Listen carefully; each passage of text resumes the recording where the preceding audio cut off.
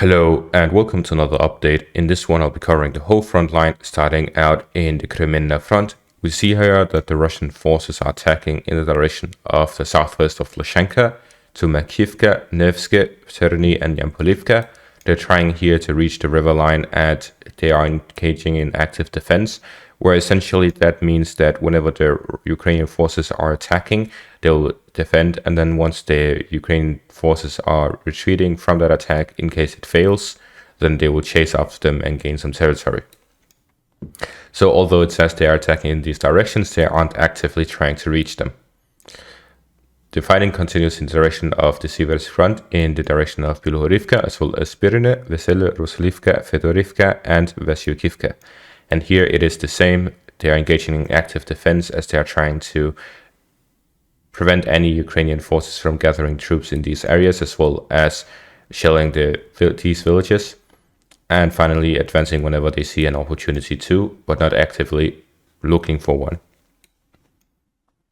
As for the Bakhmut front itself, we see here that the Russian forces are taking the direction of Orihovo-Vasilivka, as well as to the west of Dubovo-Vasilivka, to the south of Dubovo-Vasilivka, as they have gained control over the high ground here to the south of it, in the direction of the west of Yahidne towards Bohdanivka, as well as Khomove, in the direction of southeast of Yahidne, in the direction of Bakhmut itself, to the east of Bakhmut, and to the south and southwest of Bakhmut, as they're trying to advance further within these areas.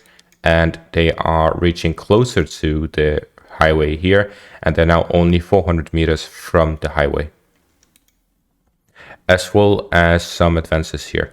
So looking at the recap map that I have changed so that there's a Russian version and the Ukrainian version to show each side's advances.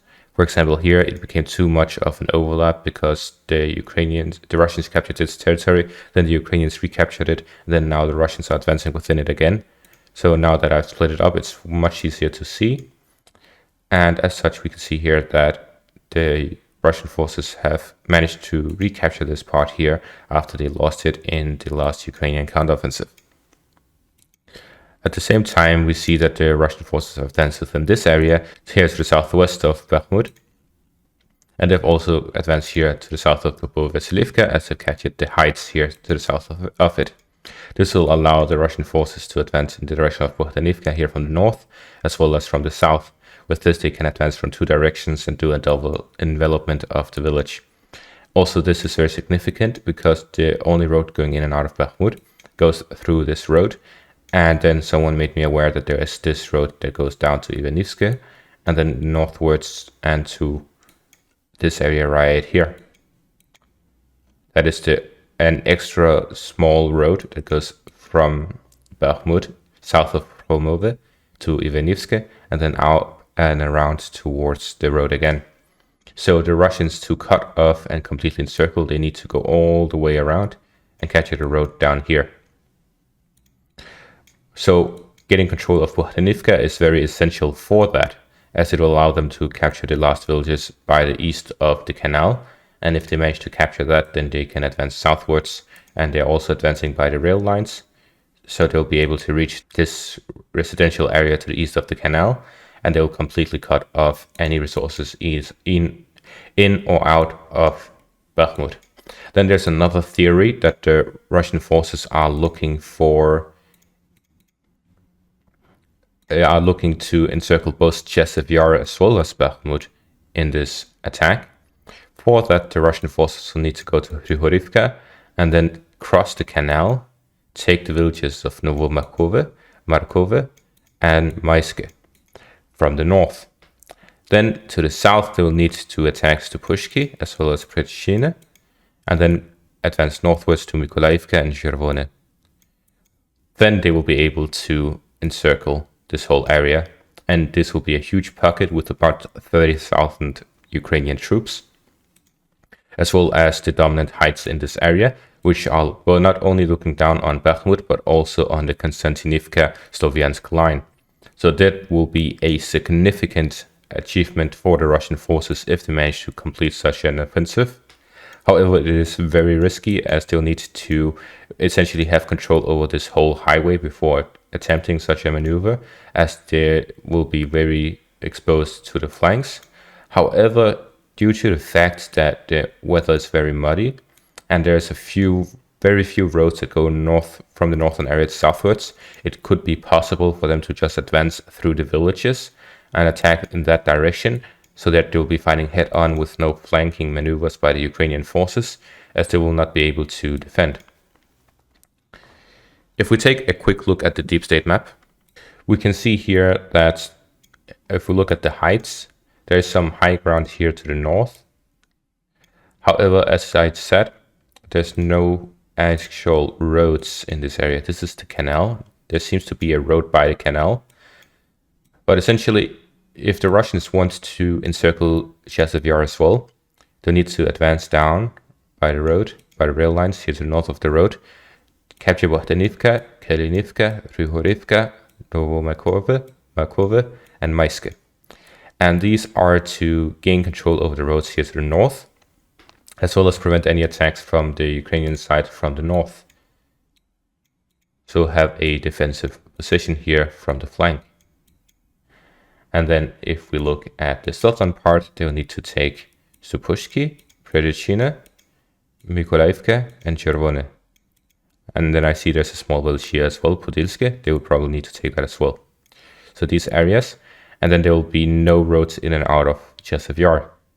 So essentially, they'll need to capture the high ground here to the north, and they need to flank from the south. There are two layers of high ground here. The first one is around Supushki and Predichina, which is slightly above the part where the Russians are controlling here to the west of the canal.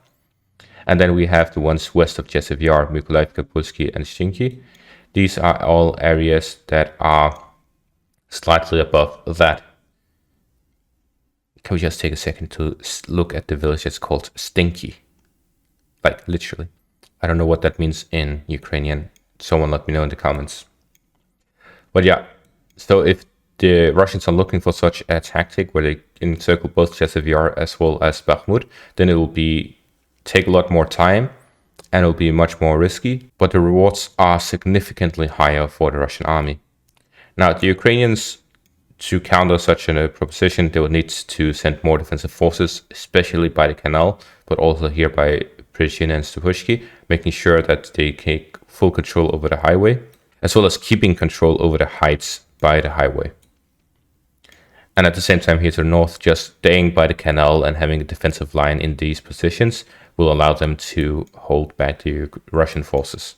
Now, as we move further south in the direction of Avdiivka, we see here that the Russian forces are attacking in the direction of Novobakhmutivka, as well as Krasnohorivka, Kamyanka, and from Upytne in the direction of Avdiivka. So we see here that the Russian forces are also stepping up their attacks in the direction of Avdiivka. Why would they attack from Upytne towards Avdiivka? That is to gain a strong flank in case of a Ukrainian counterattack in the direction of this area, as they have a beachhead across the river line. And then they will advance northwards from Vodiane against these entrenched Ukrainian soldiers here to the north. After which they'll attempt a encirclement of Avdiivka, and we can see here that they'll need to take Sheverne, Tonenke, Glastushkyne, Orilivka, Semenivka, Brzezici, and Stepove here to the west, and they are taking Kamyanka and Krasnohorivka to the east. If they manage to envelop the city from these two directions, they will be able to completely cut off Avdiivka. However, although it is a small part of the territory, Avdiivka is heavily fortified and heavily defended, and not to mention all of these entrenched positions that were already there before the war, but also the ones that have been built since the war started, as Avdiivka has been on the front line since the war started. So essentially, this is probably the most fortified place in the whole war right now, as all of the fortifications in Bakhmut have mostly been destroyed by all of the artillery that have been launched at it for the past 6 months. Avdiivka, as they haven't been directly assaulted, have always had the ability to continue building new defenses. Although we have just passed the winter where it is more difficult to dig trenches, now we're entering the muddy season and it will be easier for them to build them. And then finally, as for this Marinka area, the Russian forces are attacking in the direction of Pervomaiske as well as Nevelsky, and then in the Marinka area they're attacking to the north, in the center and the southwest in the direction of Pobieda, and finally they're also attacking in the southern residential area of Vuhledar. And that is all for today's update. Thank you all for watching and have a great day.